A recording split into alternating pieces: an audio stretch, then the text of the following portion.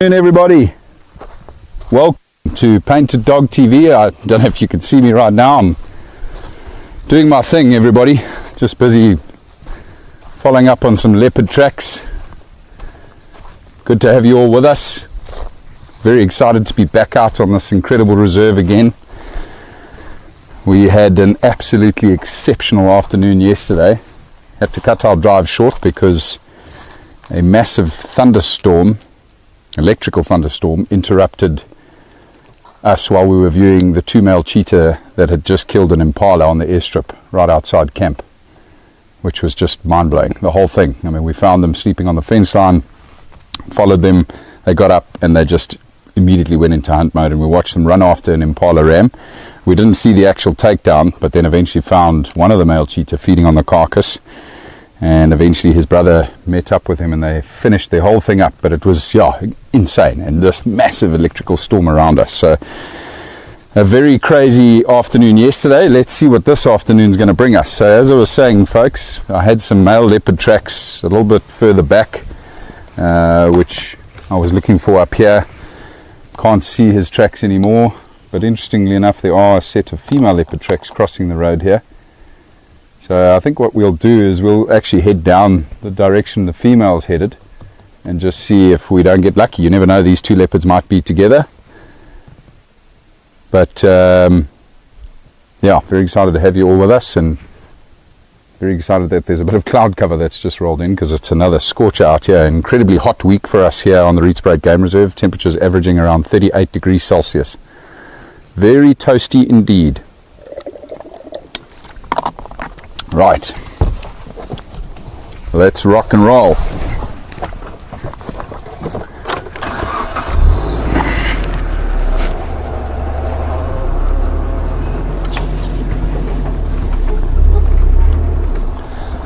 Let's see who joined us from the pack. Good afternoon, Carol, Mary, Barbara, Jennifer, Betty, Di, Velma, Elsa. Good to have you with us, everybody. Feel free to send through your questions throughout the drive. I'll answer them as best as I can. I did go past the scene of the crime, by the way, just as we left camp earlier this afternoon. There's literally nothing left where those cheetah were feeding on that impala besides the head, the skull, half the skull, and a bit of skin. But I think the birds, the vultures and the yellow-billed kites and the bateliers and tawny eagles probably came and finished up the rest. There weren't any signs of any other predators that had come past there. And interestingly enough, the male lions, shortly after we concluded our drive yesterday evening, were roaring very close to our camp and came right past the camp. Not that we ever saw them, but we heard them roaring. They were very close by. So I've also been looking to see if there's any signs of these male lions out near camp, and so far nothing. Oh dear, it appears the elephants have been around these parts. Now, question is, will we be able to get around this very big tree that's been put in the road thanks to the elephants? Try push our way through here on the left. Alright, Jackal, time to go to work.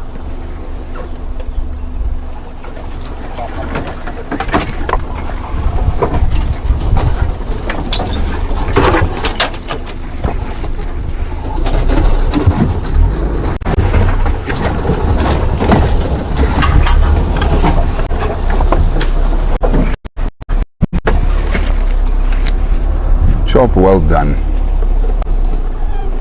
Love this little car.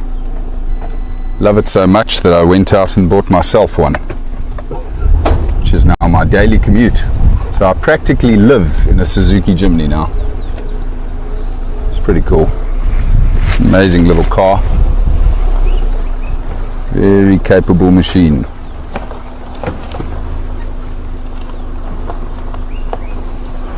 Well, that's good news. There's some white rhino tracks on the road here as well, everybody. Looks like a white rhino bull. Now, if we continue heading the direction we're headed now, we'll eventually end up at Kudu Krip, our hotspot, the little water hole that's become such a hotspot of late, which is where I suspect this female leopard might have been heading as well.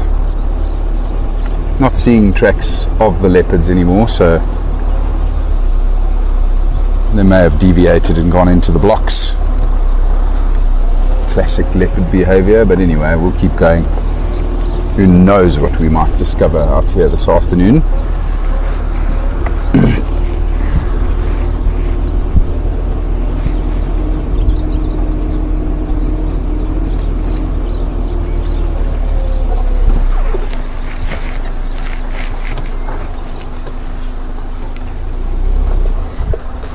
Whilst we were checking the carcass, we also had a lovely sighting of a pair of broad-billed rollers that were literally sitting on the power lines directly above the carcass. Very special bird, beautiful bird that I haven't seen for a very long time here on the Rietspruit Reserve, so that was a treat. Hopefully we'll find some more for all of you folks.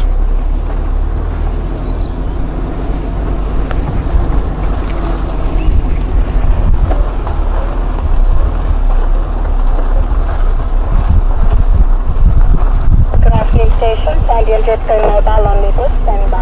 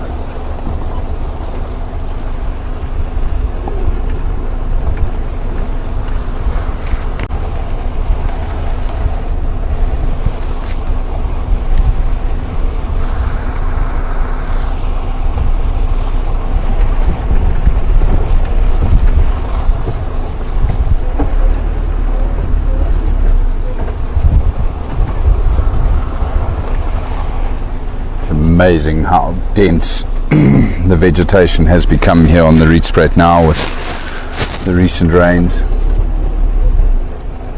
This area was once very wide open. It's completely overgrown now. Grasses are really shooting up, which is great for our animals. Lots of food around.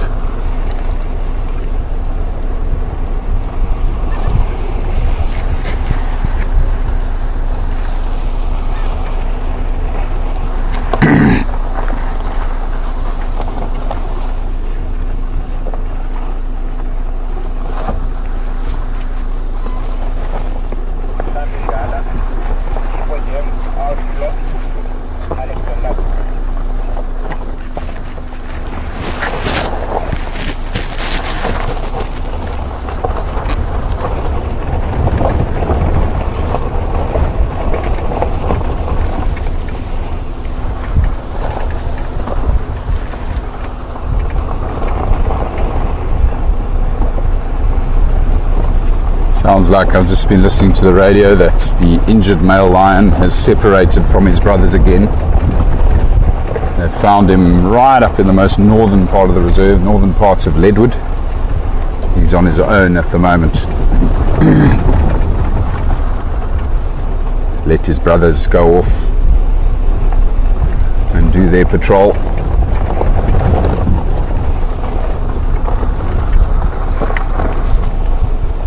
Those other two males, the ginger males, must be somewhere here on Blowbank, would be my guess. Still haven't seen any tracks of them yet this afternoon.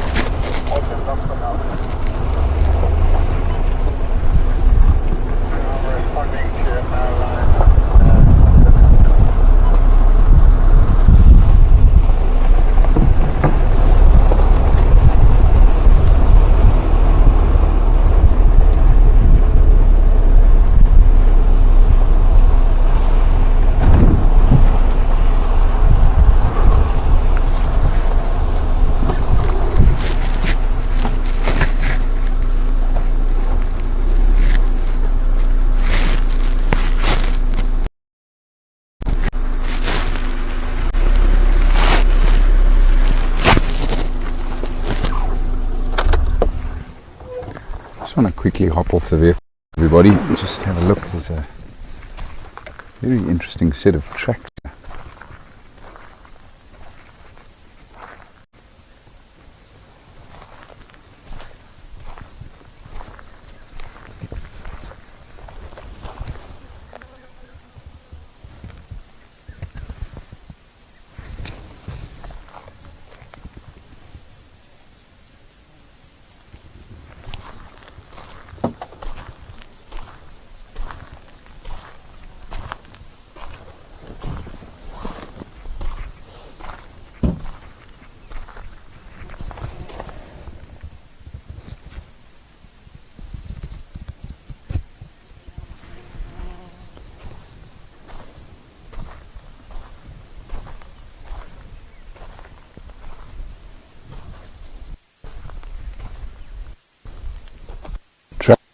To a female leopard. The tracks are quite fresh.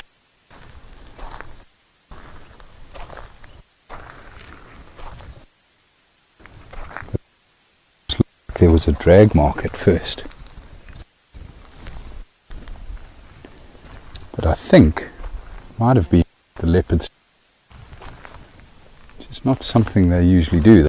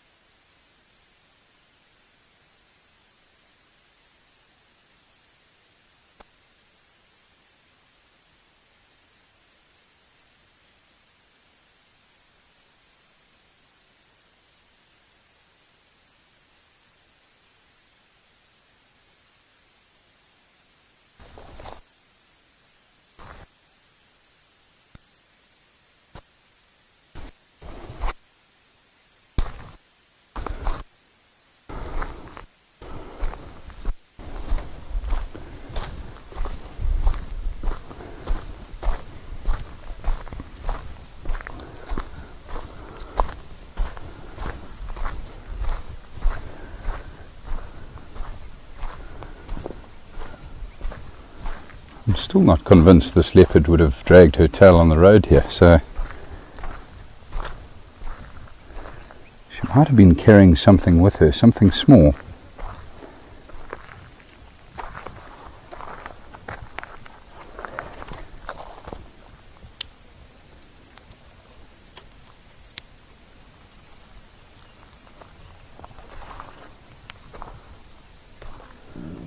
I don't know if you can see that, Basil, if you zoom in here. So the female leopard's tracks are here in front of me, and then there's like this line along the road here. Almost looks like she was dragging something small with her, but unfortunately she went off the road right here behind us into this incredible jungle we have here on the right hand side. So I'm not really going to be able to follow her tracks all that much.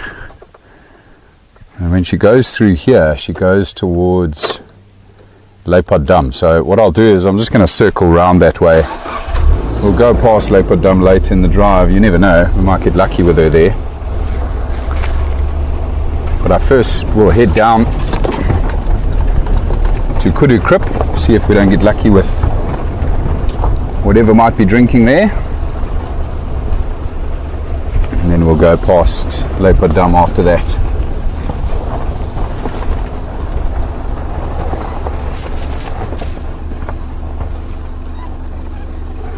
just faintly make out her tracks on the road there, on the left hand side, especially if you like look away from us. It actually shows up really nicely on the camera there.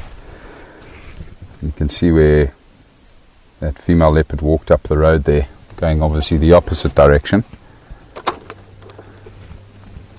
But as you get closer to the ground, you see how difficult it is. Because of the rain, it's made the substrate, the soil, difficult to see the tracks in.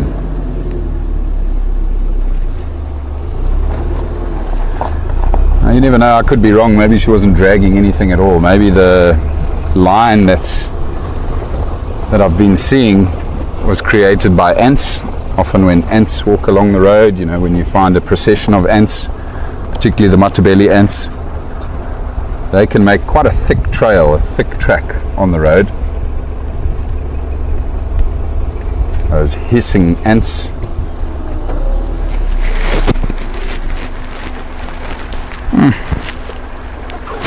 Sure, but those tracks are fresh. Anyway, pull myself away from the leopard tracks and head to Kurukrip. Not too far from there now.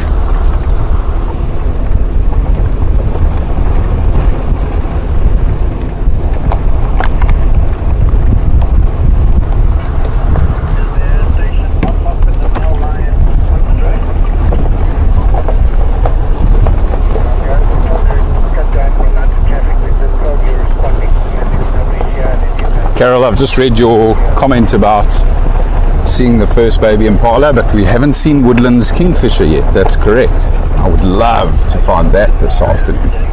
Oh, giraffe just bolted across the road. Why is that giraffe running? I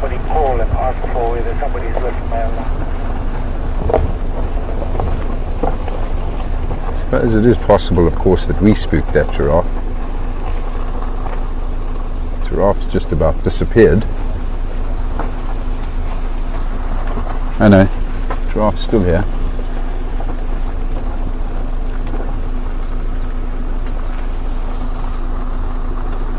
Although I don't know how much. Let's see what this next gap's like.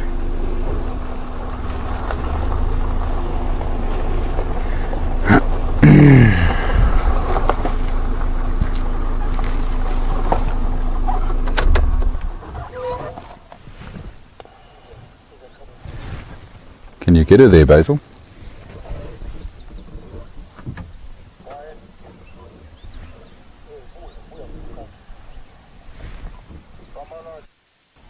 Now she's just turned. She's facing our direction. I think she is watching us. And I'm just watching the bush on the other side of the road here carefully, just to see if there wasn't something that spooked her. Can't see anything right now.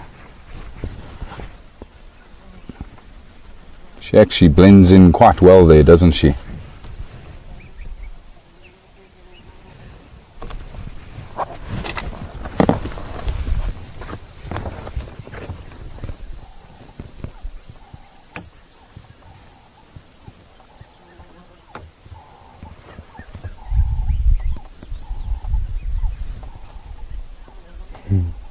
I'm standing on my seat just to see if I don't see a predator. You watch this giraffe, how she's lowered her head now. Now she's intrigued because I've made myself tall. She's like, what on earth has happened to that vehicle? It's now a very funny shape. Don't worry, my girl, I will sit back down and return your life to a sense of normal. Oh, sorry, there she goes.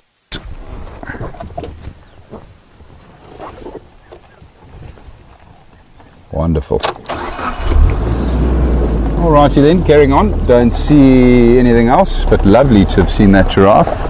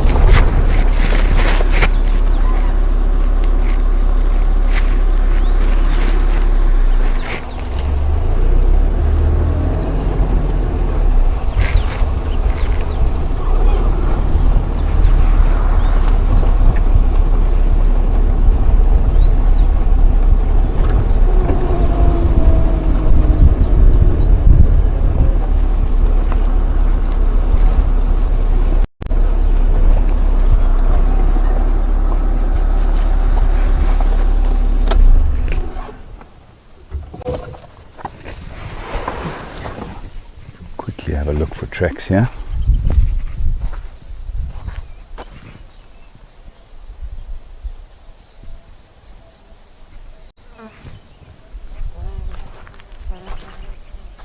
There's a squirrel alarm calling in the tree line here.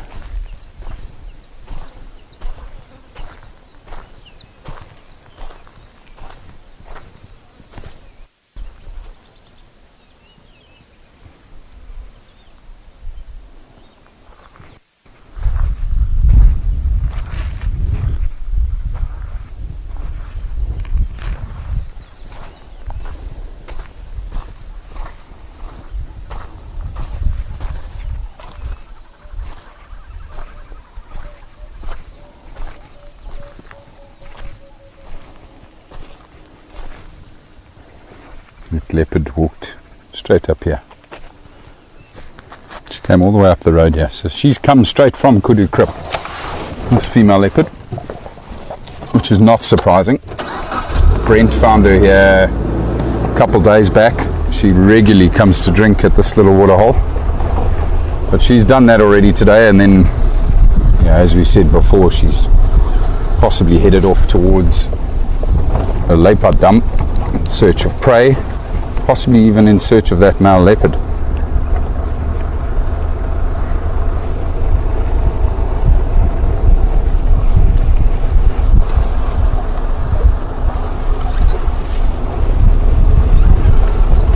Oh, speaking of leopard, look who's on the road here. A little leopard tortoise.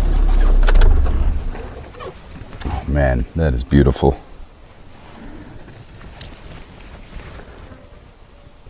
Hello, buddy.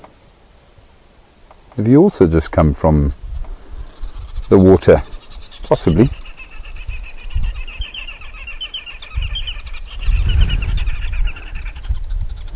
You'll be hearing these remarkable bird calls here, everyone. They belong to a bird called a green woodhoopoo. I can't see them right now, I can just hear them calling. But how beautiful are the markings on this little leopard tortoise. Now the females grow to be much larger than the males, but this one is still quite small, so not to say that this is definitely a male. You can actually also then sex them by looking underneath their carapace. The males will have like this indent underneath the carapace, whereas the female is flat underneath her belly.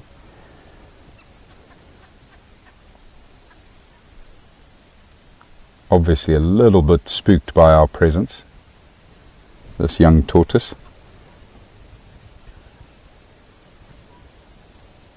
But amazing camouflage.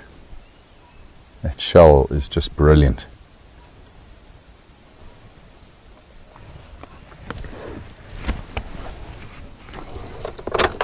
What a very nice treat. Right, just try sneak past him here and try not bother him too much longer. Doesn't seem too excited by the idea of this big vehicle coming past him. Cheers, buddy. Best of luck to you.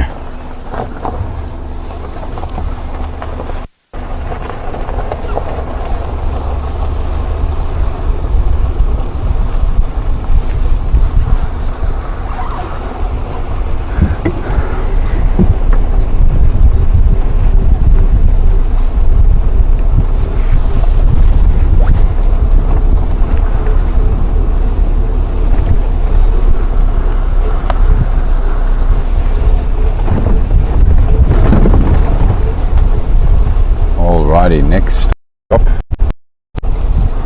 Kudu Krip.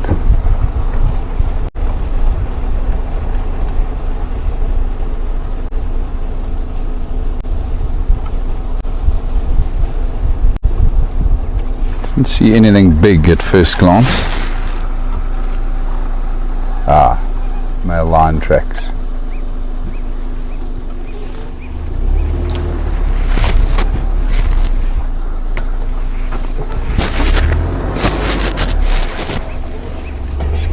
Maneuver the vehicle quick, everyone, so I can show you the tracks here. So this is where the male lions went. Now they didn't go to water, I don't think. Looks like they went straight across here. But these tracks will probably be from the middle of last night. This is probably the clearest one right here. It's incredible how big that lion's paw is. When you put my hand next to it, it's the same size as my hand. Big toes in front of that incredible paw.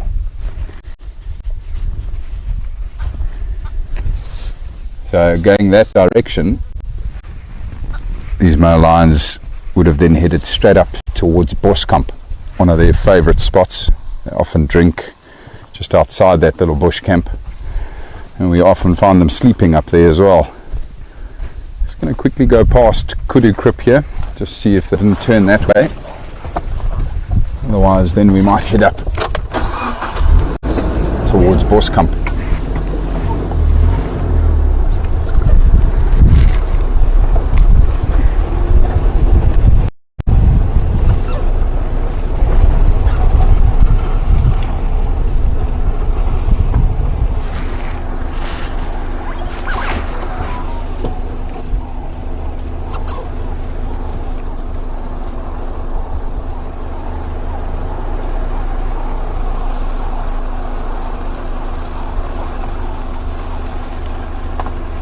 Betty, I see you've asked the question, does a leopard tortoise bite like a snapping turtle? No, it doesn't. Well, I'm pretty sure a tortoise will bite you if you get anywhere near its beak, anywhere near its mouth. And I'm sure a leopard tortoise would probably give you quite a nasty bite. But what I do know is that a snapping turtle, it's got a horrible bite on it and incredibly powerful jaws. In fact, one of the most powerful jaws in the animal kingdom. Oh look, there's another pair of leopard tortoises. Highly mobile. Amazing. That is so cool to see two of them. One definitely chasing the other. But it's interesting because usually the male's the one chasing the female, and as mentioned earlier, the male is smaller than the female. I would suggest that that's probably a male with a very young female that's maybe in front of him, and he's trying his luck even with this little, yeah, there you go. He's trying to do his thing. You go, man.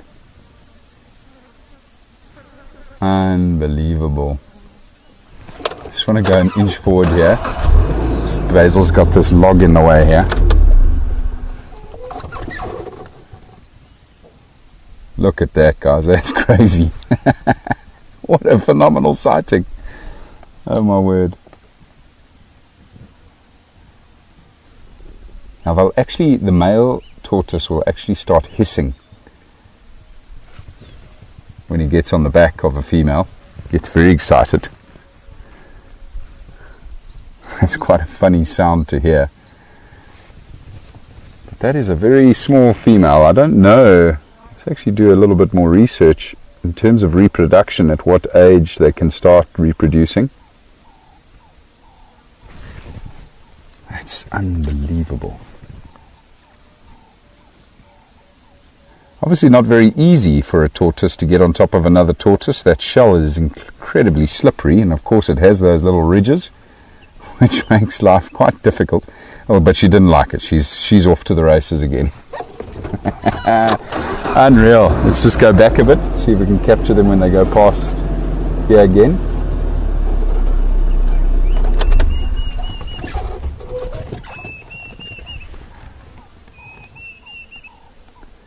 It is amazing how fast those tortoises are moving, everybody.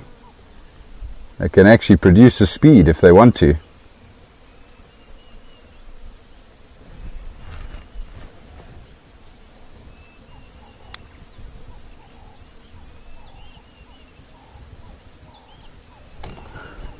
He's a determined fellow. Oh, there we go. Good afternoon, He's caught her up.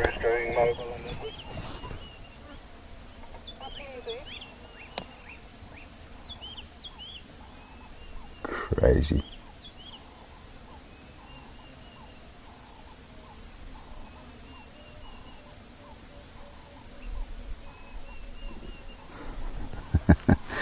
I remember a sighting a couple of years back where I was watching something very similar to this, and the male tortoise actually eventually fell over.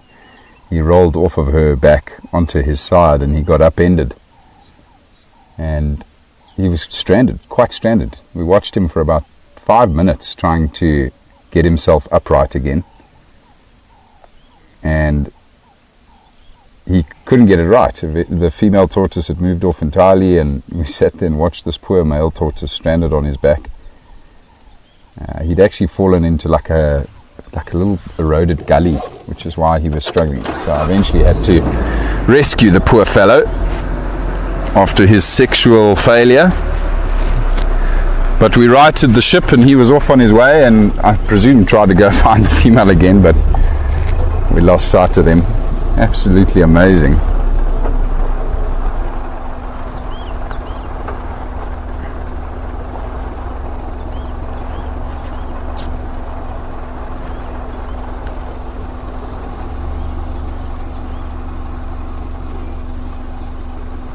Still just right here.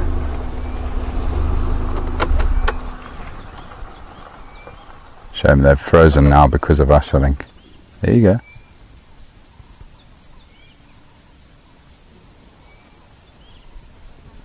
Oh, this is so cool.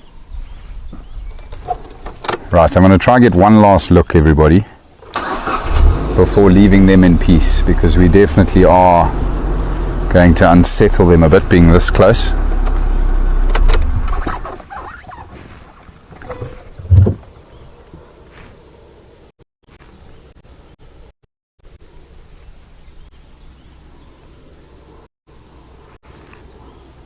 They've slowed down quite a bit, eh?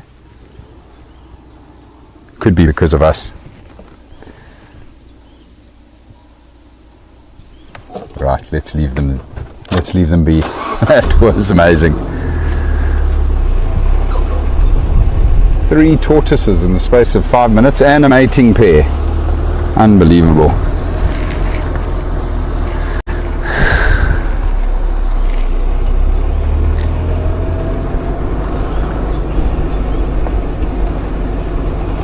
Alrighty, just want to now try where these male lions went from here. Looks like they lay down here on the road at the intersection.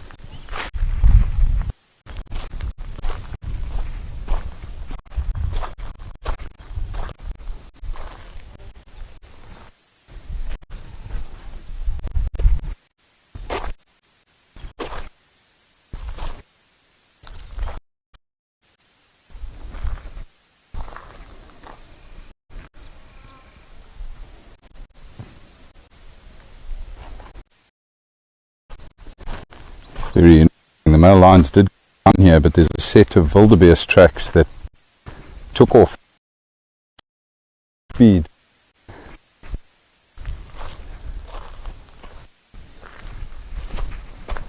It might have been a an attempt on this wildebeest from these male lions.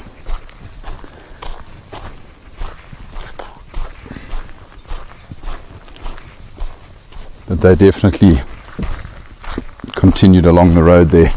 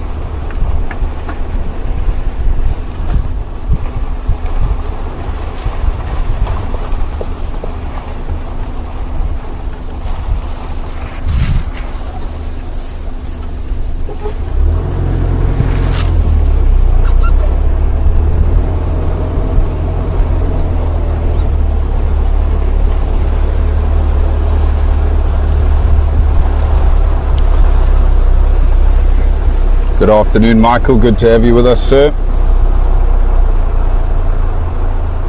Good afternoon, Sue.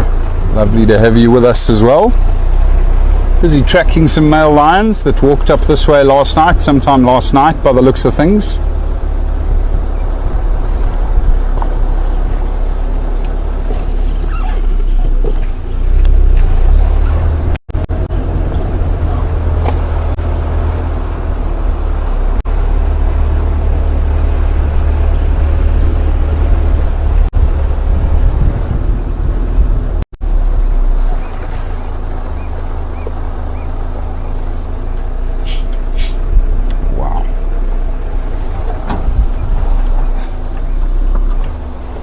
So it does look like somebody drove over these tracks.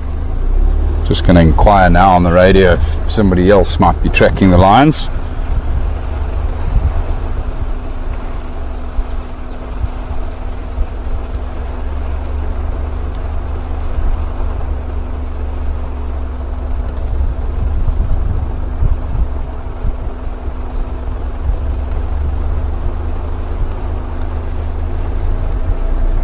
Yeah, that's a very good point, everybody. I see there's a bit of a discussion about how you age a tortoise.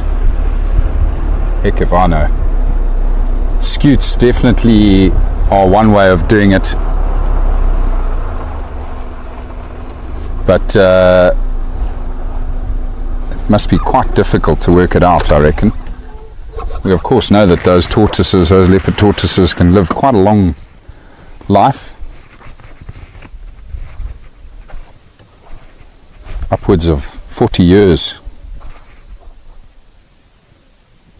And I mean the female leopard tortoise, the ones that are really old, are about that, almost that long, and their shells like that high off the ground. They're massive.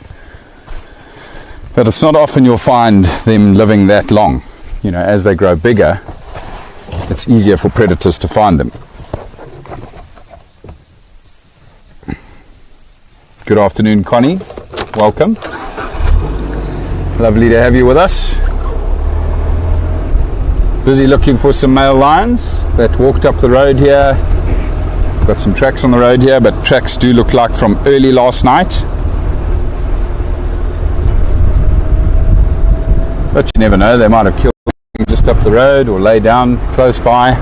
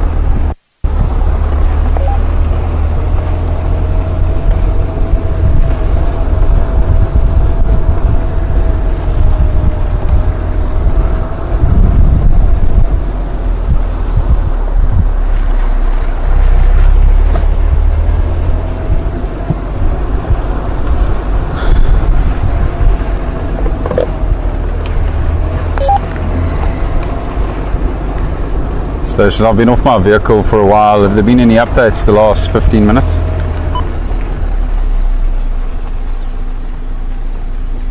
Yeah, it's just got one male lion at concert site, and then there's some rhino at the Raptors link. Olympia Street, 3 rhino there, and then Poole had 3 or 4 black rhino, not too sure, at Rietspruit Dam, where it's off west. Sure. That's crazy. Okay, copy that. Thanks, Kevin. Did anyone follow the tracks of these lions on Pompat that headed east up towards Boskamp?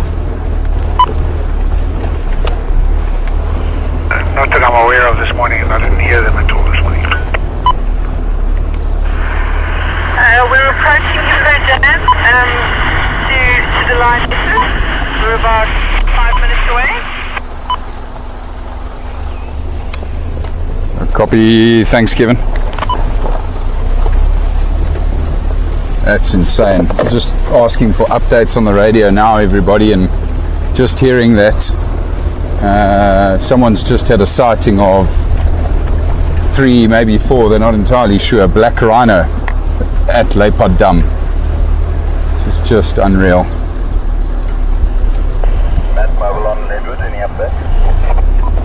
But of course, with our black rhino being as shy as they are, they took off immediately, so it was just a brief sighting of those black rhino. Still got tracks of the male lions here on the road, everybody. They're still heading up this way. I'm sure they're headed towards Boskamp. So we'll follow them for as long as we can, see where that takes us.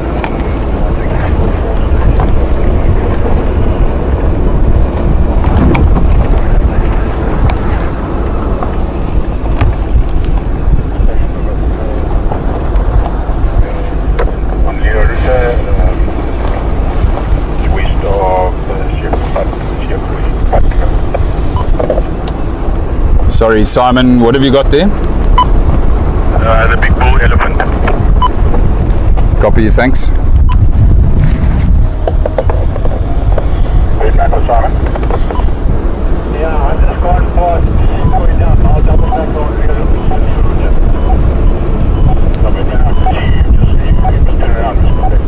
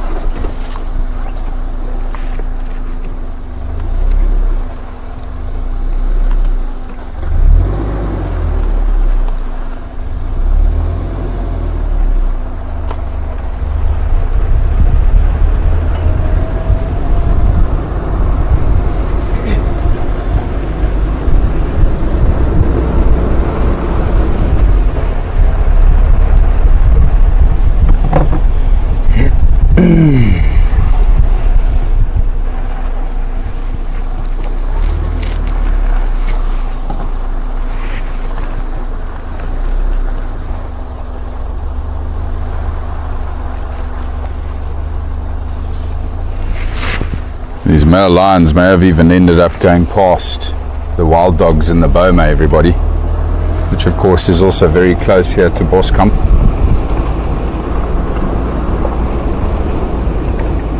Oh my goodness, there's another leopard tortoise on the road. No ways. That's amazing. That's 4 now. Also quite a small one, eh? What a treat.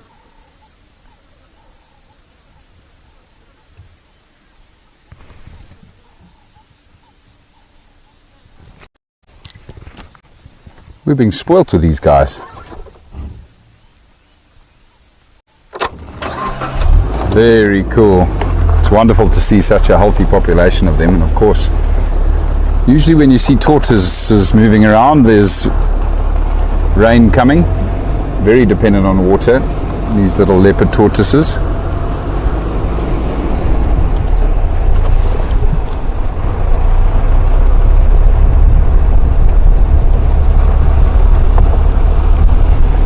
Just heard some guinea fowl alarm calling up near Boskamp. Could be those lions.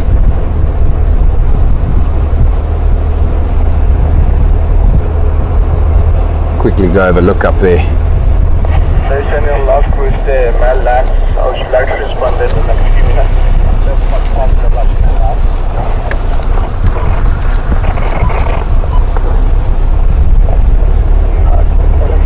I'm trying to cut down the number of words.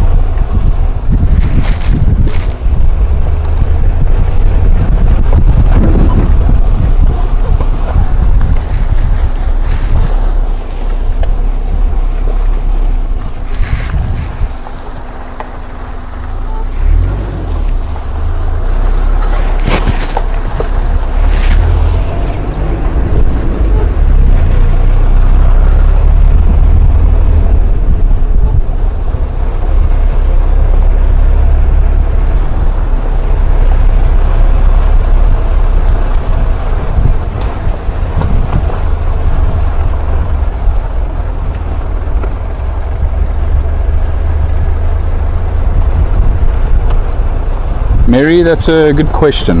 I don't think so. I don't think the little tortoises get active more before the larger ones. Station number 5. I could be wrong, but we usually see, you know, all of the sizes, different ages of tortoises coming out around the same time. Just looking at some impala inside the thickets here. Just wanted to see if they were alarm calling. Oh.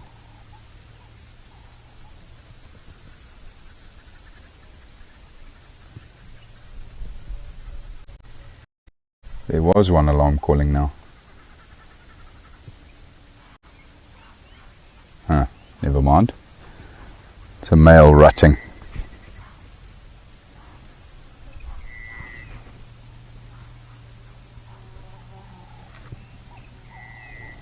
Carol, I see you've asked whether we get the specs hinged tortoise there as well.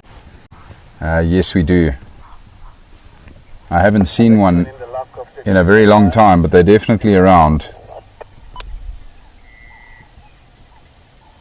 And then Di, yes, to answer your question, they split up, the tortoises, the little baby tortoises. They don't stick together. So I've never heard of a collective noun or collective name for a group of tortoises. We might have to come up with our own with the amount of tortoises we've seen. But I was saying I'm calling myself in on the setting of the male lion.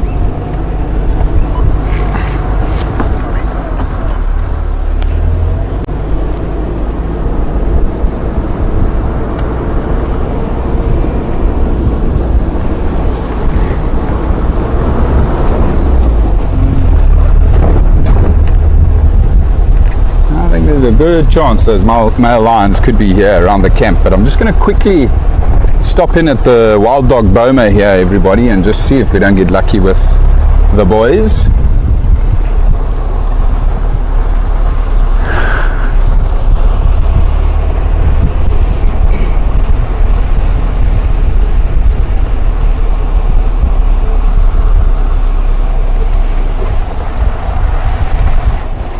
They've been fed today. Look at all the vultures.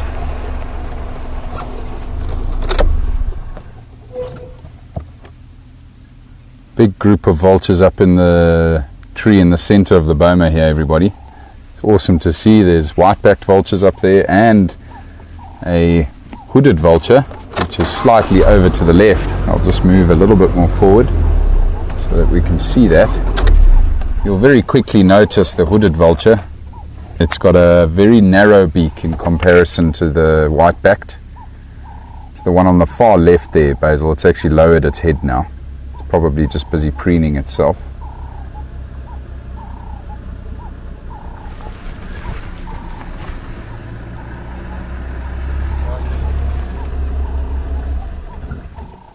Hello, guys. No. No, I haven't seen them yet, but it looks like they've been fed, so they're probably just sleeping in the middle somewhere. Yeah, but I am going to go around it now quickly, Paul. Just have a quick look. The male lion's tracks come straight up towards Boskamp here. Up that kudu stale. I can hear guinea fowl alarm calling near the camp, so it might be them, but I'll just quickly go around the boma. I'll let you know if I see the dogs. You see the difference there now, everybody, of those two vultures. Basil captured it quite nicely there. White-backed vulture being the larger of the two with the much larger head and beak, and the hooded vulture with the thin, narrow beak, which is perfect for cracking open bone. They're specialists, those hooded vultures, at feeding on bone marrow.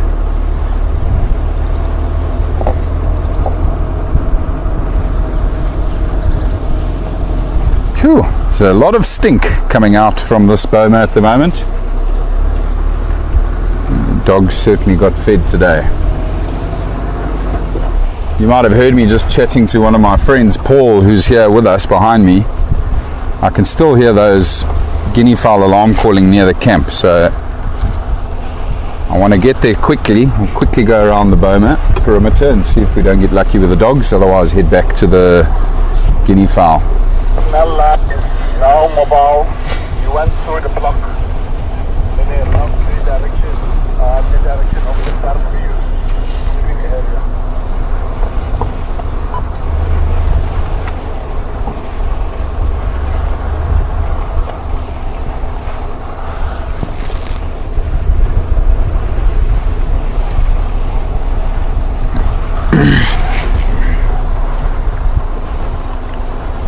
Also just checking carefully along the road here to see if we don't have any tracks of the male lions that may have come to visit these wild dogs. They often come around this boma, and of course with them having been fed today, the lions may have picked up on that.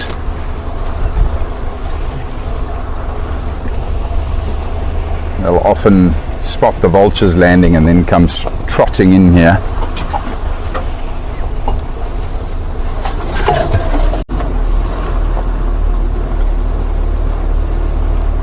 Haven't seen any tracks of the lions here though.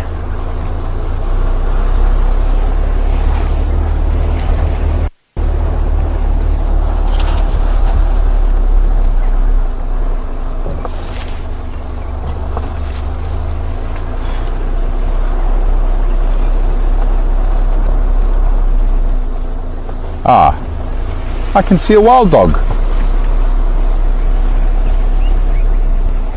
Quickly let Paul know.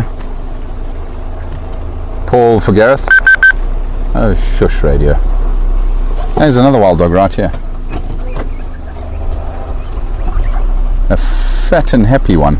Don't know if you're going to be able to get that through there, Basil. Looks like the older male. Paul, do you copy?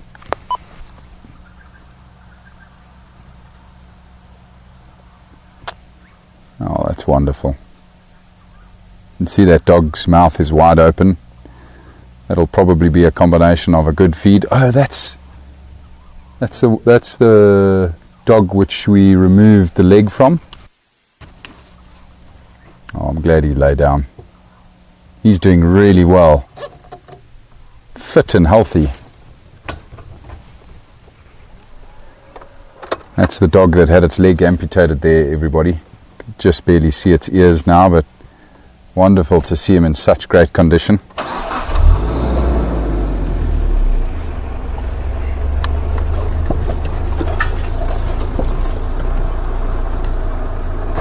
Paul for Gareth. There's some more ears. Those amazing ears.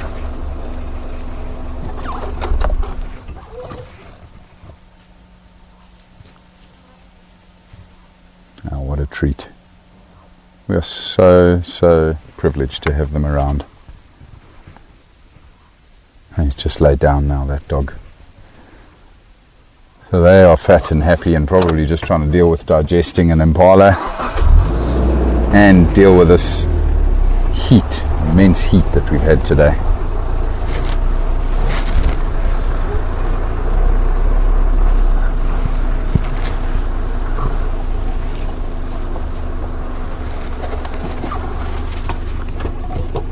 Might be able to get one last look at him through there, Basil.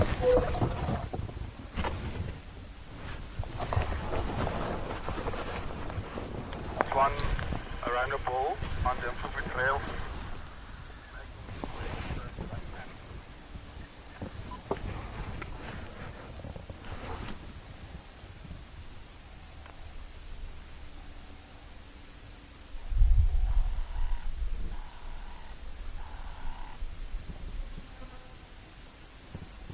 Just love those ears.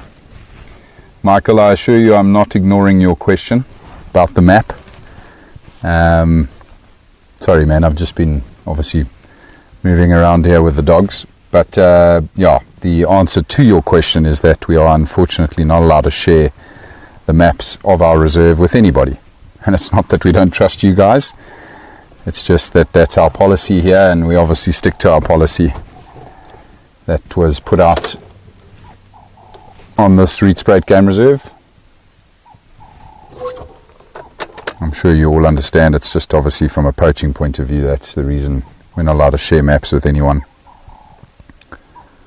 And that's a blanket rule. Alright everybody, I'm going to leave the dogs. I want to get back to the camp and have a look to see what's upsetting those guinea fowl. But wonderful to have seen them here briefly and to know that they've had a good feed. Carol, I see you've asked a question about the Air Force pack. They were on Kaya yesterday, but I don't think anybody's seen them today. I haven't heard any updates. So, oh, you never know. They might have gone back early this morning, back across the R40, back towards Pridelands.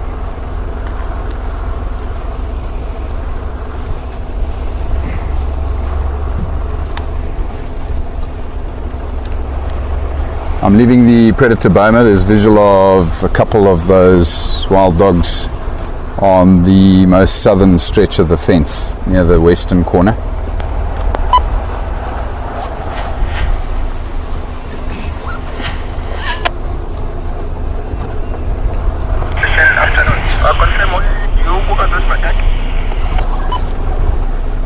They're on Blowbunk in the predator boma.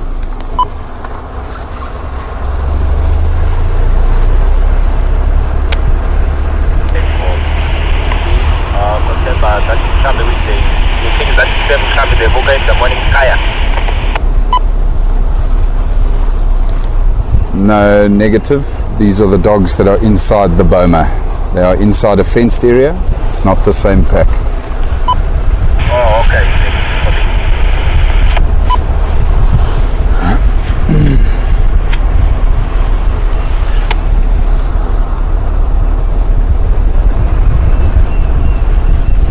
Diedrich's cuckoo calling here.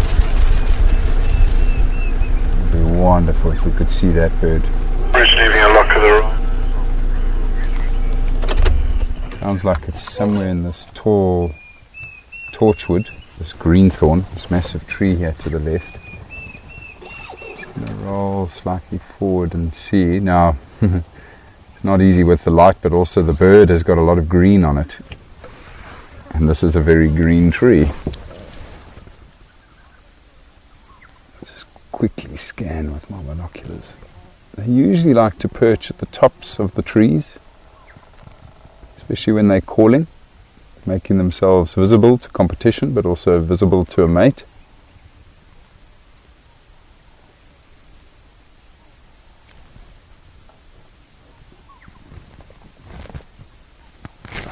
Fortunately, I can't see that Diedrich's cuckoo. Certainly heard him calling there now.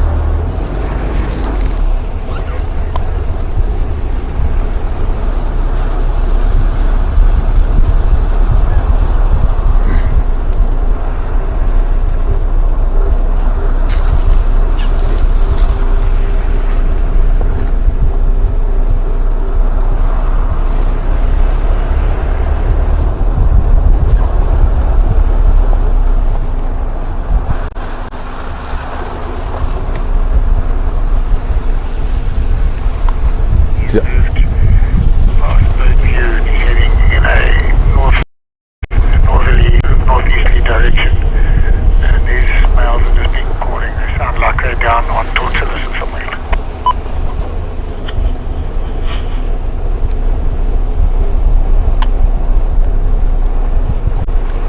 Kevin, sorry, my radio was down. Confirm you got audio of the other lions on Leadwood? So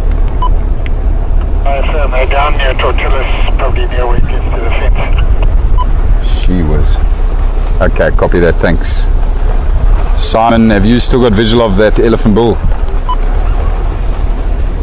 Gareth, he moved south into the block, so I've come down to Sequoia Dam to see if it comes down here. Okay, copy that. I'd like to come join you in that area. I'll be there in 5. Copy, no problem. So, interesting developments on the radio, everybody. Runway.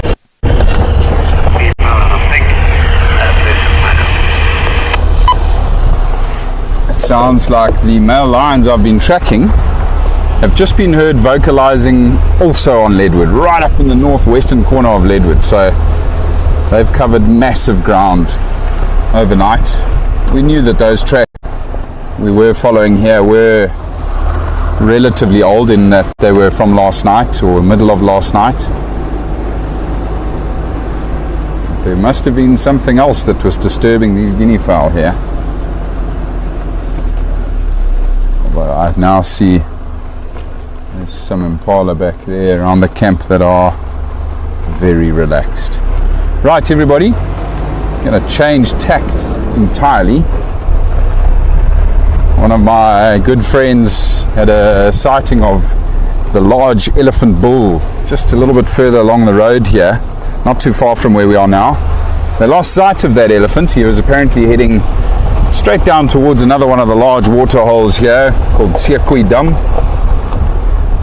And we're going to shoot across there, everybody. It'd be wonderful to get that elephant bull drinking. You never know, he might even go swimming. That's his general direction, so we'll just hope that he'll pop out. But it's a beautiful area regardless. You never know what else we might discover down here.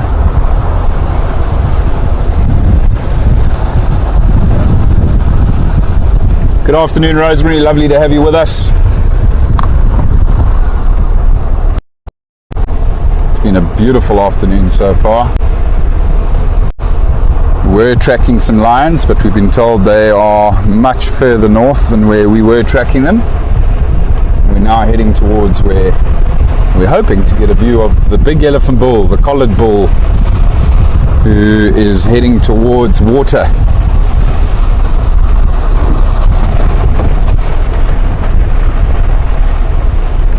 You never know, when that bull's around, the rest of the elephants could be nearby as well.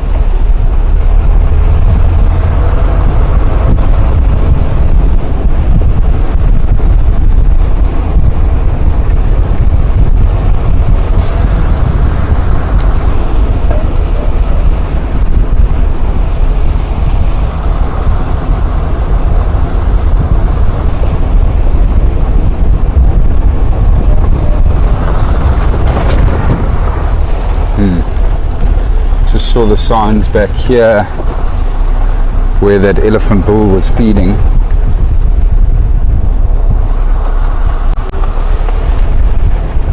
So we're close by now, everybody, to where he was seen, and apparently heading down this way.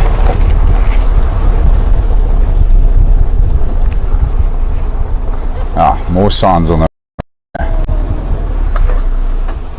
see how he's pushed over this large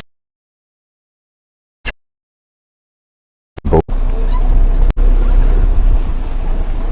That doesn't look that recent. Maybe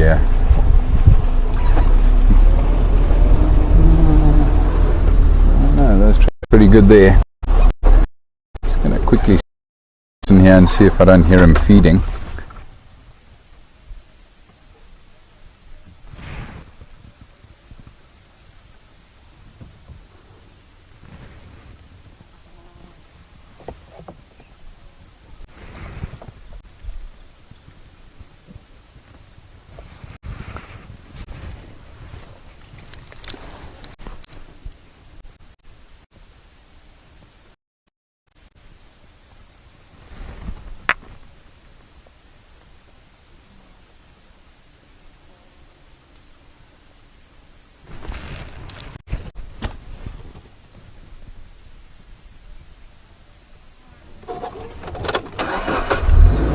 Hear him.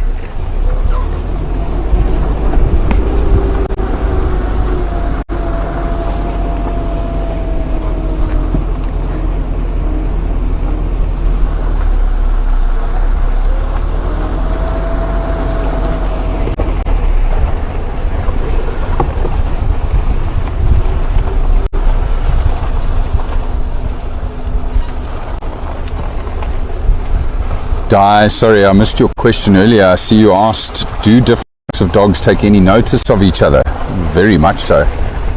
They are very territorial, very aggressive towards one another, and will even kill each other or each other's pups when they come across one another. So yeah, no, they don't kindly to bumping into others within their territories. I was actually very lucky to have seen a sighting of 2 different packs of wild dogs coming together recently. My wife and I went to La Bombo here and a phenomenal sighting of 8 puppies. Pups were already about 6-7 months old, and they ran straight into a pack of 5 male wild dogs. They were busy finishing off a impala, and it was because of course the pack with the puppies panicked, and what they did was they just ditched the puppies and went straight in at these adult males that were feeding on this impala. So like a dusk, which is the exact same what we got here at the moment in our boma, and fortunately none of the pups were injured and most of the dogs got away unscathed. But incredible to have seen that interaction. Look at this beautiful spot, everybody. Love this dam.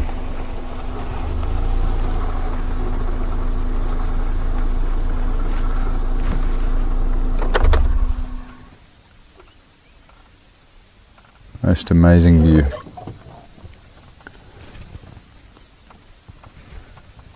So 2 of my good friends are just sitting here on the dam wall, waiting for this elephant to arrive.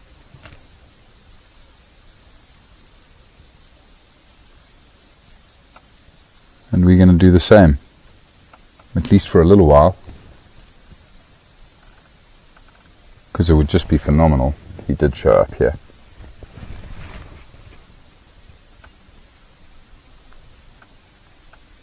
We'll just sit here for 5 minutes to see if he doesn't turn up, and if he doesn't, then I might just go back. There's another road that comes back around a different route away from the water here, and we might get lucky with him.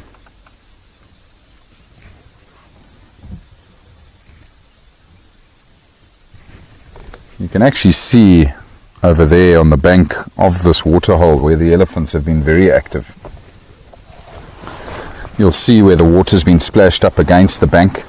These elephants have been mud wallowing there and rubbing their skin up against that bank.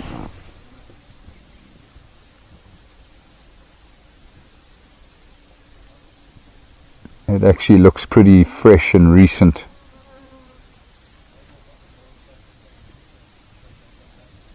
So might find that the herd was here today as well. Obviously with these scorching hot days, they'll often seek out these water holes to come and cool themselves down.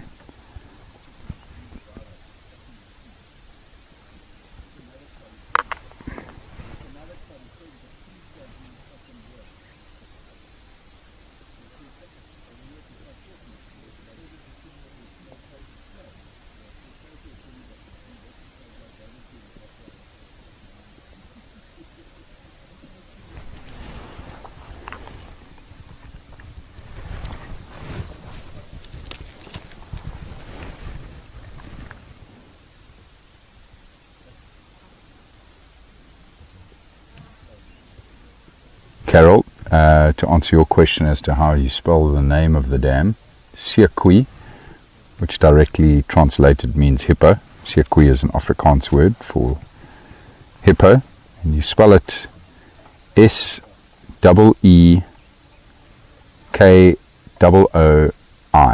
Siekwi. Directly translated, that means sea cow, which is a very funny name. Probably because of when the Dutch first arrived and first settled and first came into the southern parts of Africa, they would have actually discovered hippos in the surf, because as we know, hippos do sometimes go into the sea.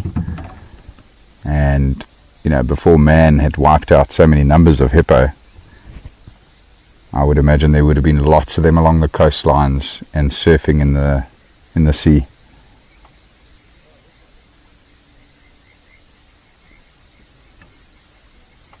Now the only reason they go into the ocean is for movement.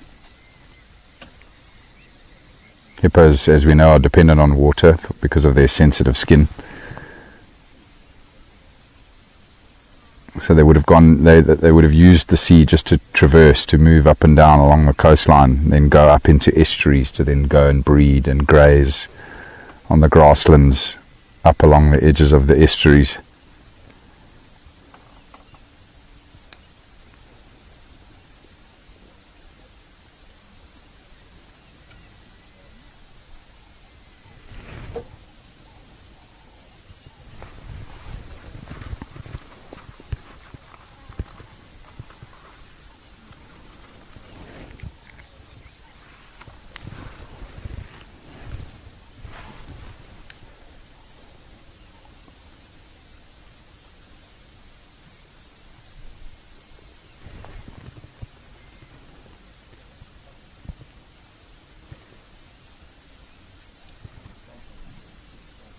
Just so peaceful here.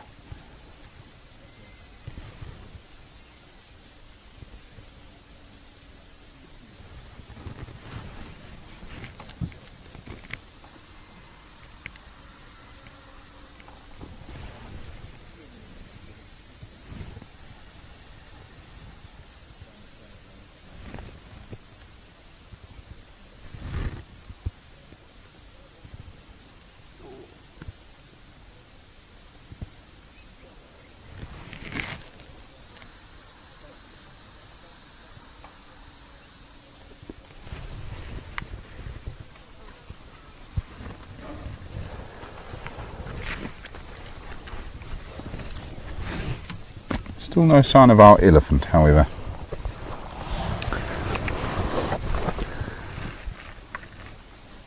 Never know when he might turn up. Could be in the next 5 minutes, could be another hour. He might have found something to feed on in that block.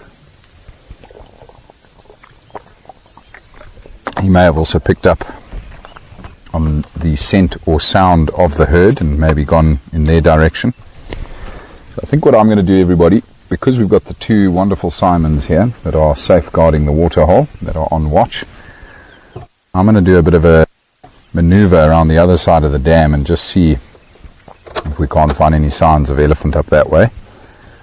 These fine gentlemen will let me know if see that elephant bull show up.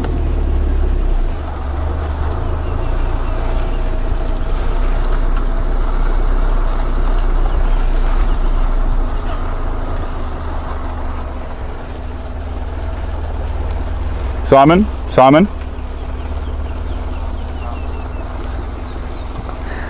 He's taking his time. He was, I mean, we sat there for 10 minutes and he moved maybe 10 meters in 10 minutes. Yeah, he's And feeding. He moved a bit and then we couldn't see him, so that's why we came here.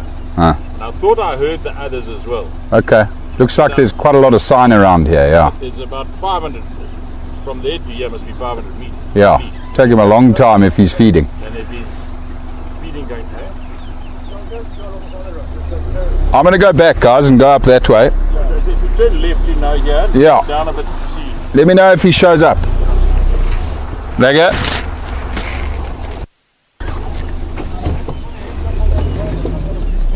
Oh, brilliant. Yeah, that's a first for me here. Yes, I believe so. Lekker, chaps. Shot, thanks.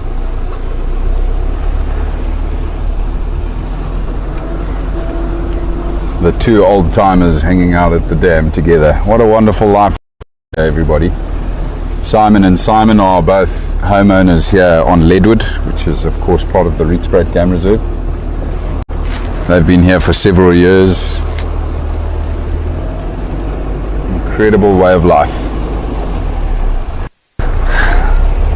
Alright, let's quickly shoot up along the edges of the waterhole here, everybody, and see if we don't get lucky. Otherwise, what I might do is pick up the pace and head back to Leopard Dam, where Poole had seen those black rhino. You never know, they might come down for another drink. We'll try sneak in there quietly. But also, I think that female leopard headed that way. First things first, we'll have a scratch around here, these elephants. They certainly have been loving this corner of the reserve. They've been down here for the last 2 months, I reckon. Spending loads of time down here. It's completely understandable because at this time of the year with the heat, this is one of the larger water holes on the reserve. They've got fantastic cover down here as well. There's incredible trees in this section of the reserve. So good shade and good browse, good feeding for them down here. So you can understand why they wouldn't need to go anywhere else. There are tracks on the road here of cows, elephant cows going this way, everybody. So the herd was here today. So the bull might have turned and headed toward them.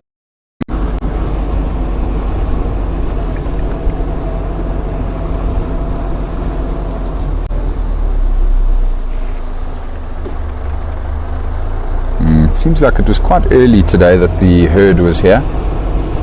Lots of impala tracks heading back to the water, top of the elephants' tracks.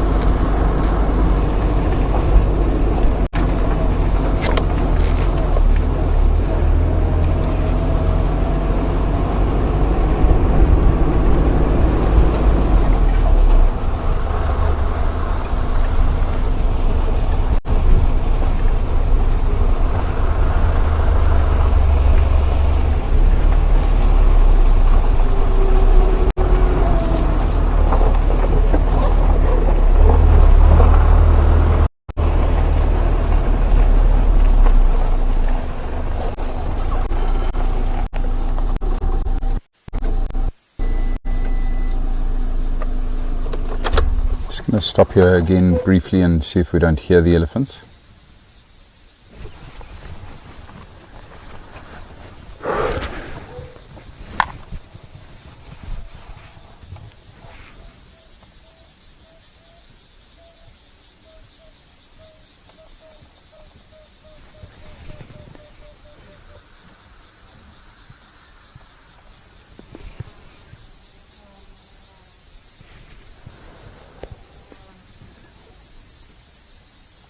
Dyer, I think we can certainly arrange that for you.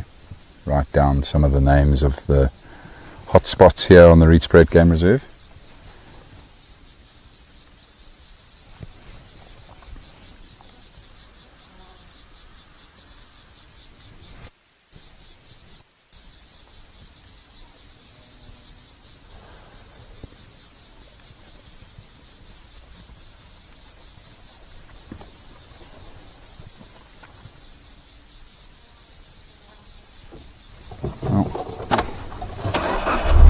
don't hear any elephants.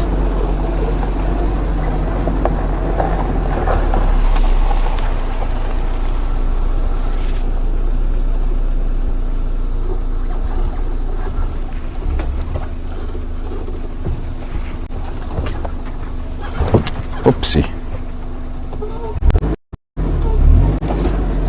Bit of a tricky little crossing this.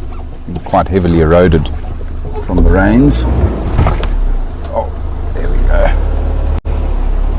Basil, have you spotted my friend on the bonnet here?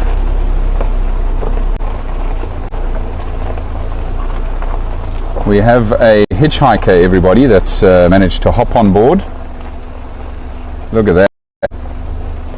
Stations R305 vehicle. Can I please? This locust is one of the most incredible camouflages. It doesn't look like it, of course, when it's sitting on the bonnet of my car. But when he's in the thick bush, he is near on impossible to see. The brown locust. Also make a incredible sound, similar to the cicada actually. It's just a little bit deeper and not as rapid as the cicada. But certainly one of my favorite locusts that we find here in the Lowveld. Really, really beautiful. He's quite mean looking, isn't he? Well, buddy, you can stick with us as long as you like. Just don't fly into my face while I'm talking, please.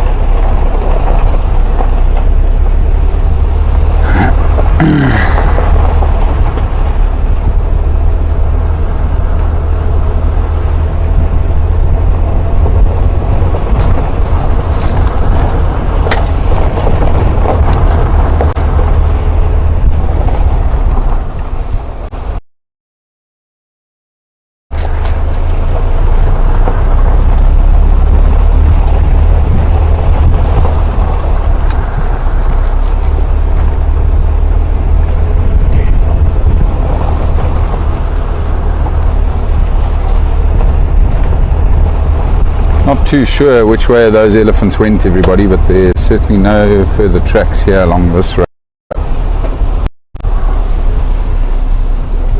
Not yet, at least. They might be moving closer to that drainage line that feeds into Siekwe Dam.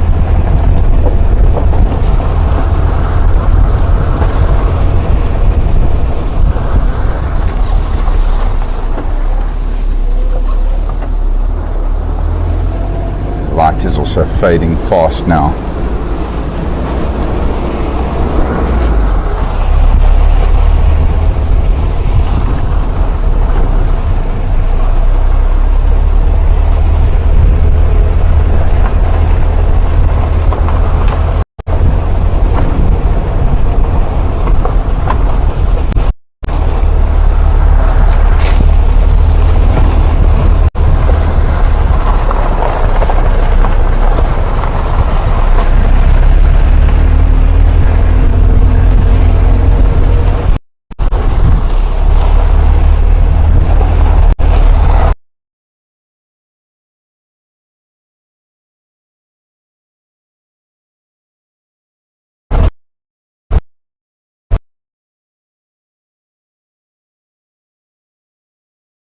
This afternoon, everybody, but that's okay. We'll be back at it again. I'm sure we'll be able to see them another time, but I want to make use of the little bit of time we have left together to pick up the pace and head straight down to the dam I've been talking about where the black rhino was seen.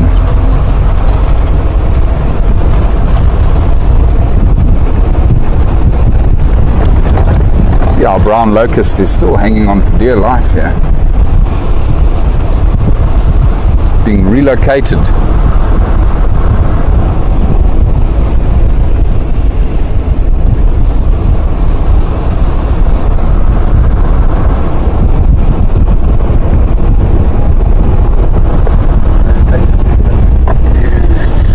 White rhino on the eastern side of the east strip of Lowveld.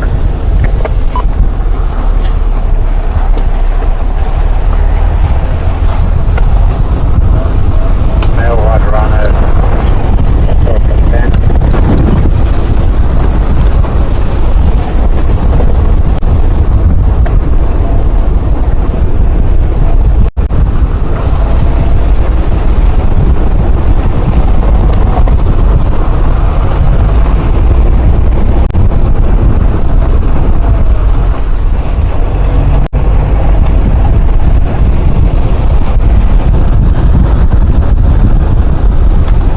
No, Michael, I haven't.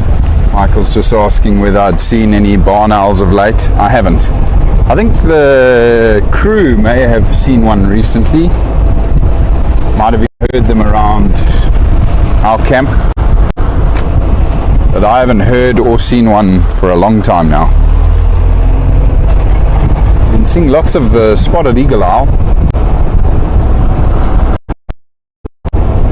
Also the scops owl and barred owlets. So to the pearl spotted. But again, I'm hearing them more than I'm seeing them. Of course, those ones I've just mentioned now are much smaller and have the most remarkable camouflage, so very difficult to spot.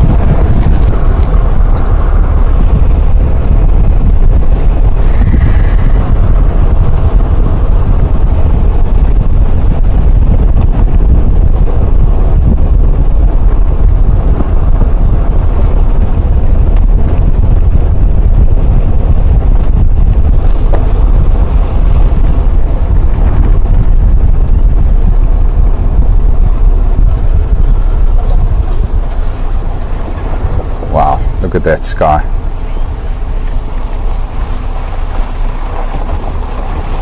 Almost looks like there's a volcano erupting beyond the Drakensberg this evening. Stunning colors.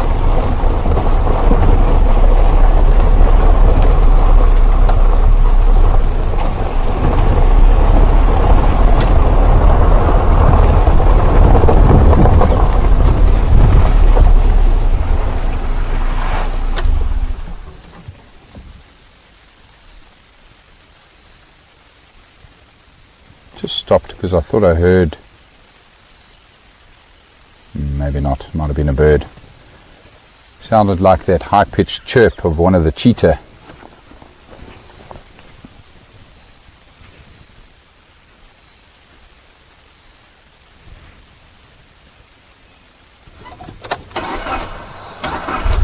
All quiet now. But it might have been a bird. Only heard it once.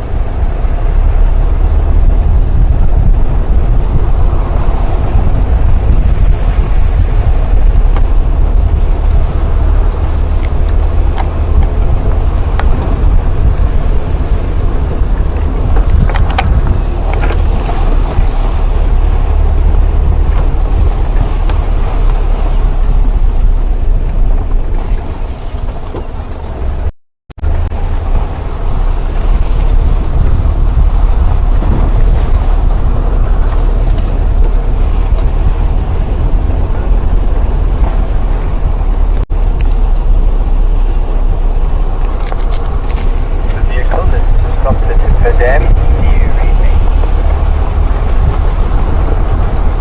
I copy. You can come in beside us here.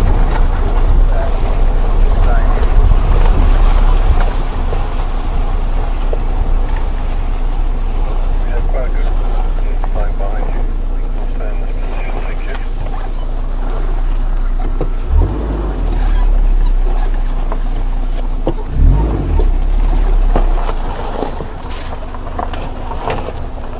Oh no, see how Locust has left us. Oh well. He's probably quite happy with his newly acquired home somewhere back there. Saved him a lot of time and effort moving halfway across the property.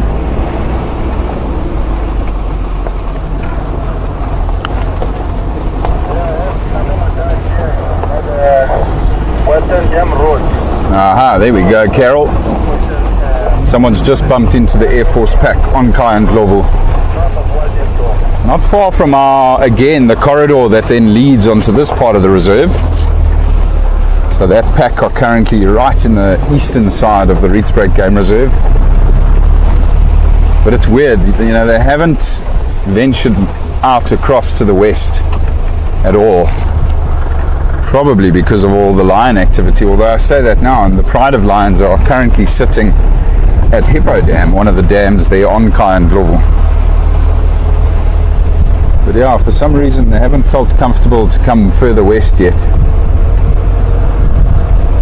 Which is a pity for us, of course, because we haven't been able to go look for them.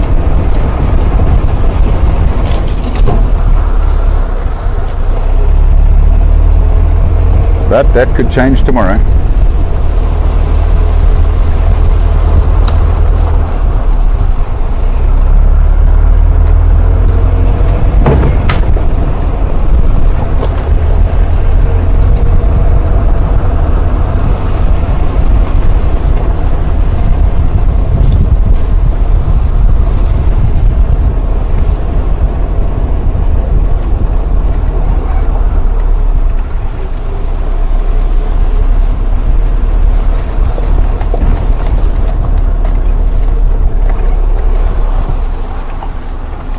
Alrighty, we are not too far now, everybody, from Leopard Dam.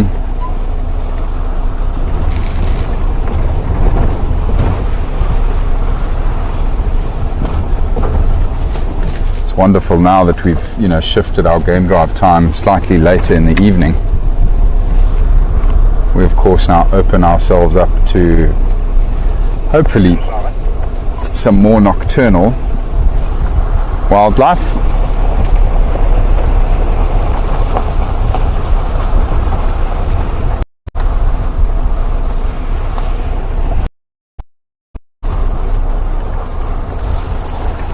Things like leopard, hyena, bush babies, pangolin, aardvark, honey badger, porcupine, obviously the owls, which we've just spoken about.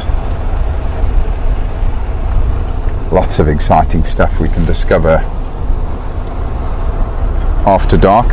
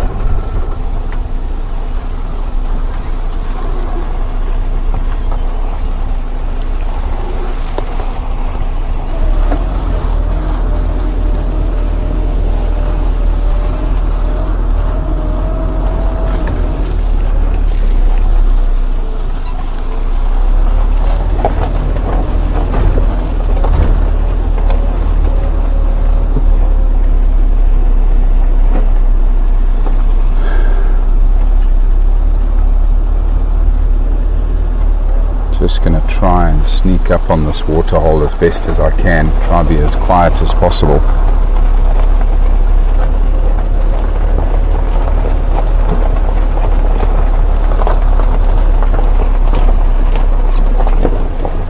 Doesn't look like the elephants are helping my cause because they keep pushing trees into the road here.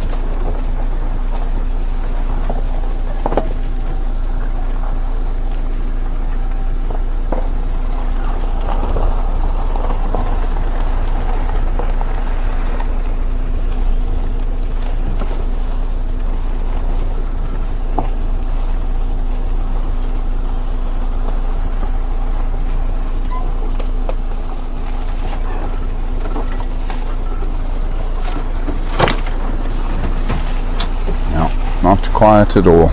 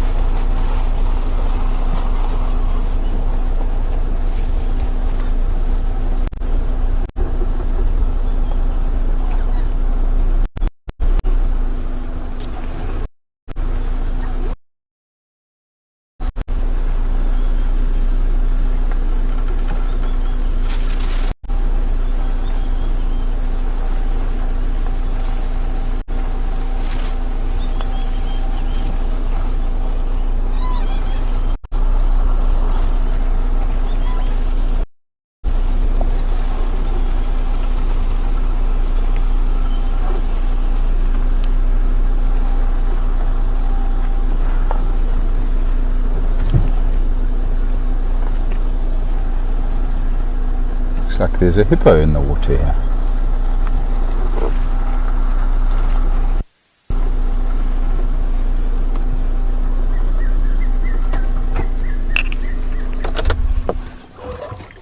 That's interesting, and it's the baby. Where's your mommy?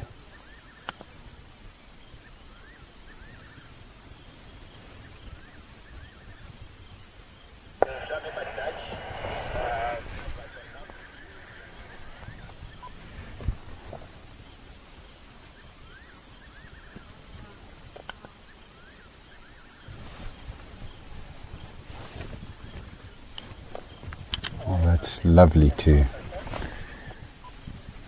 have found this little baby hippo. Hoping that mom's in the waterhole with it.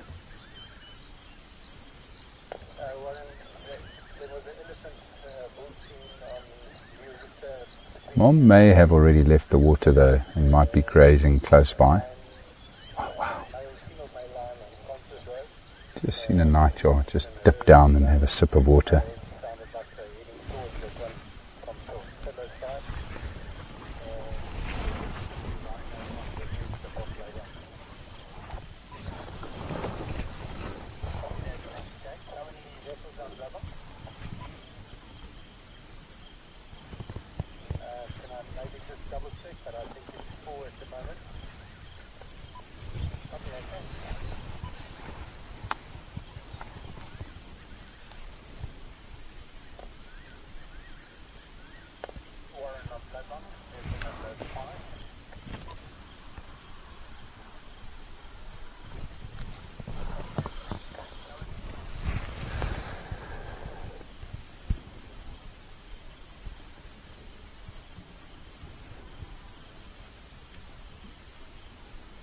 Cheers, Carol. Thank you for joining us. Have a good day at work, and we'll see you soon.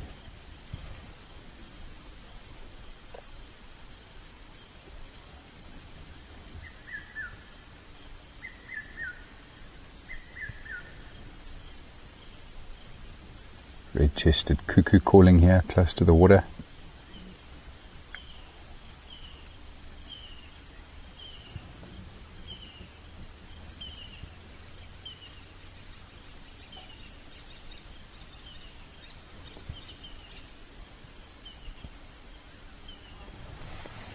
Still no sign of this little hippo calf's mother. So I would imagine that she is out of the water already, Mom, and probably grazing very close to the water here somewhere. once she realizes that her calf hasn't left the water yet, she'll just probably come back and encourage it to follow her. But sometimes the female hippos will actually graze very close to water and leave their calves in the water, especially if they haven't seen any crocodiles moving in said water. Then they know that calf is entirely safe if it just stays in the water at night while the mother grazes nearby. Because of course lions are a big threat to these little hippo calves.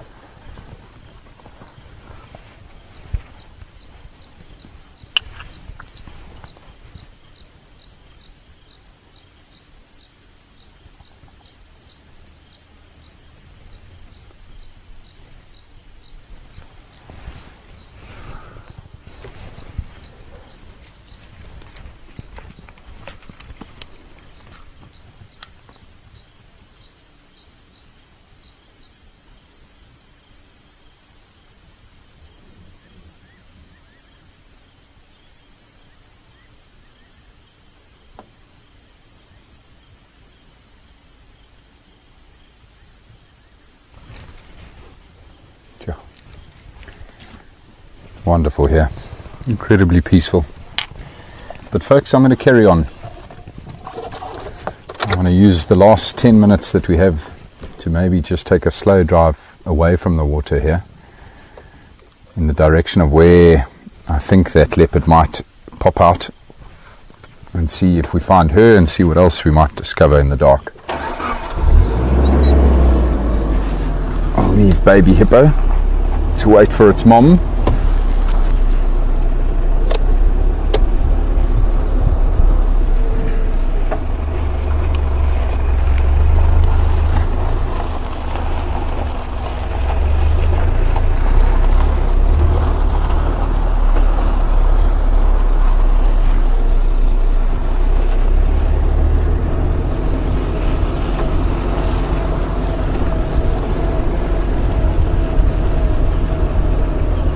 Betty, to answer your question about the crocodiles, no, not that many. We have released some onto the Rietspruit in the past, but not many of them stuck around.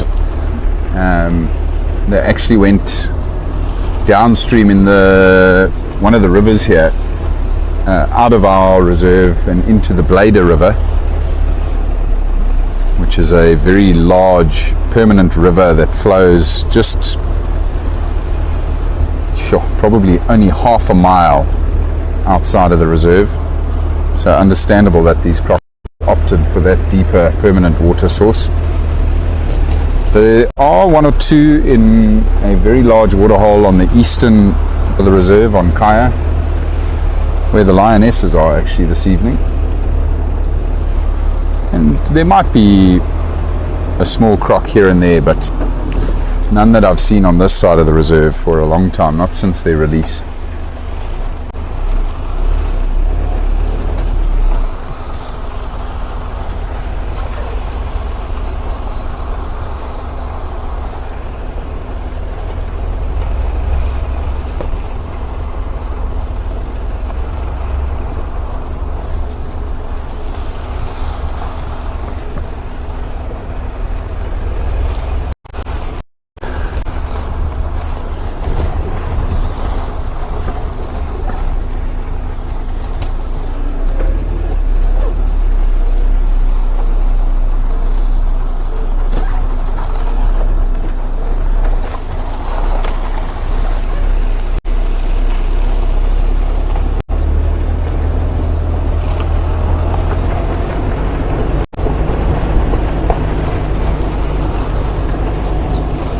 Bush babies calling here to our left.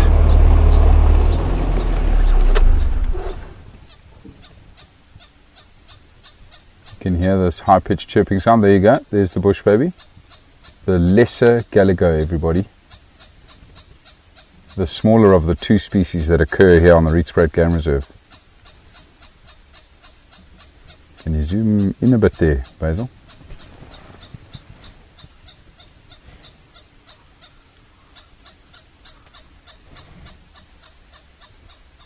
Look at that, everybody. So this sounds like more of an alarm call than anything else. Oh, that's why. Wow. Oh my God.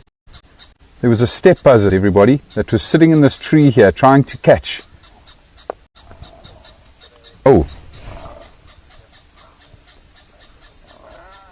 Oh, gee whiz, guys. There's some rhinos busy interacting up ahead here on the road. I'm going to head up that way, everybody. The bush babies moved back into the thickets.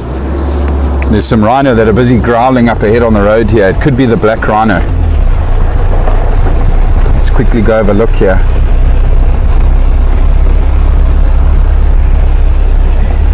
Oh my God, what a sound. I don't know if you could all hear that.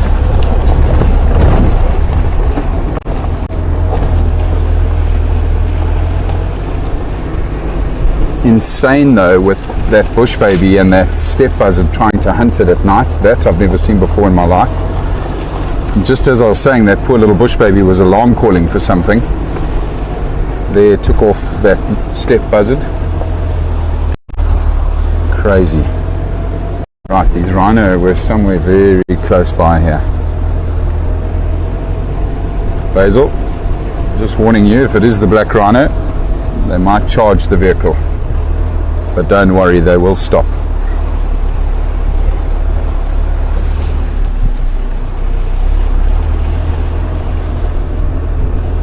Only issue we have here is this bush is so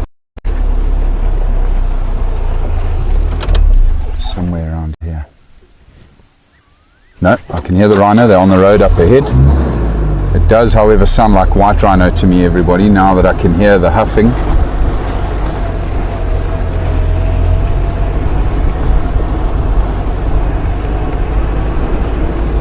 But when a rhino growls like that, it's because they're fighting. It could be a cow and a bull interacting.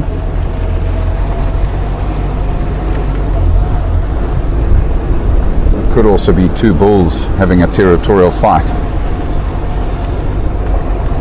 Got to be careful and make sure that we don't get in the middle of that action. Still haven't seen their tracks on the road.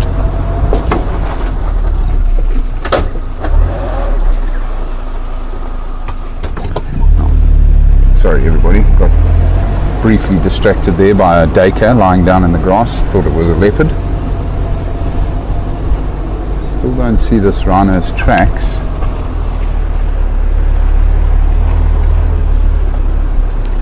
But there is dust. Here we go. There, black rhino, black rhino, black rhino. Listen, it's a black rhino, guys.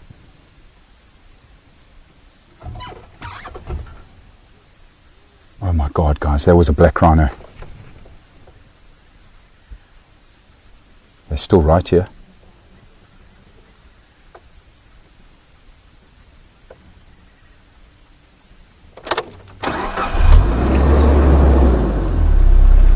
Right here, Basil, just stay on the light, eh?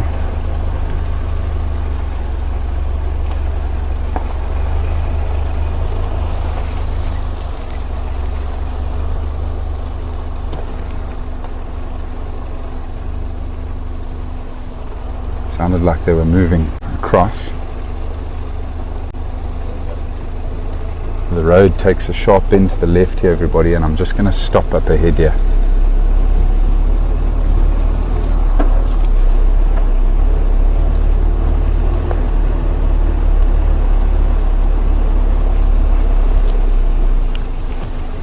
Good gap here.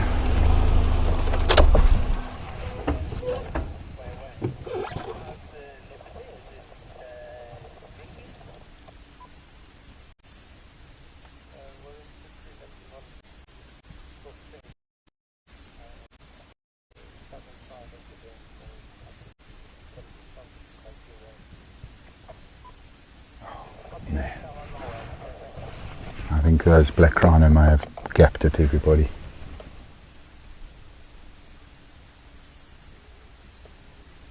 Very quiet here now.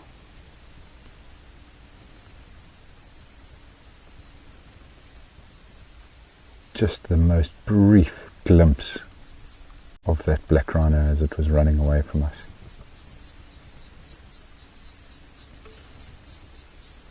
These black rhino are very shy, very nervous of the vehicles.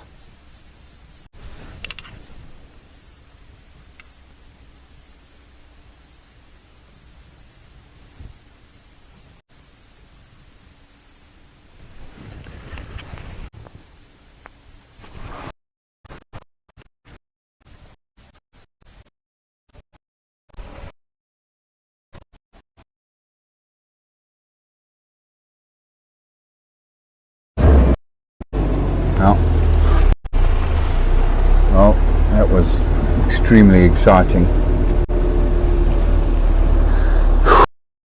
I think anybody got to see that black rhino.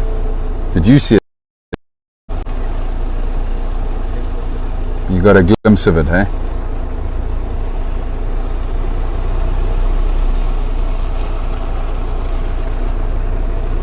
Wow.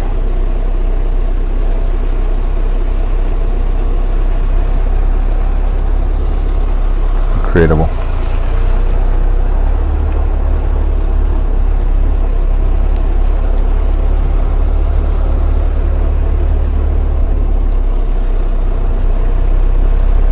Interesting to have heard those sounds, everybody, coming from the black rhino.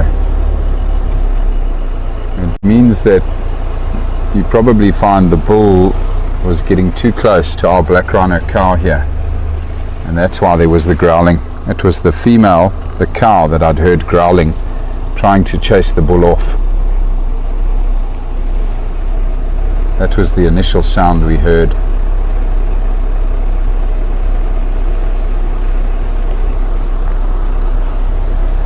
Unbelievable.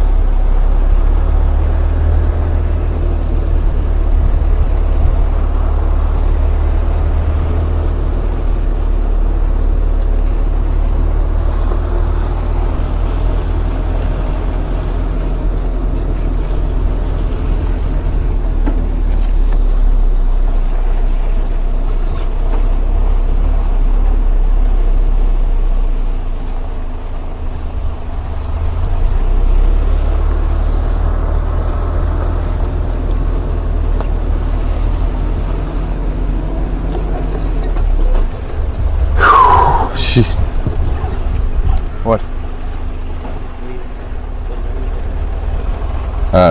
Is my TeamSpeak not working?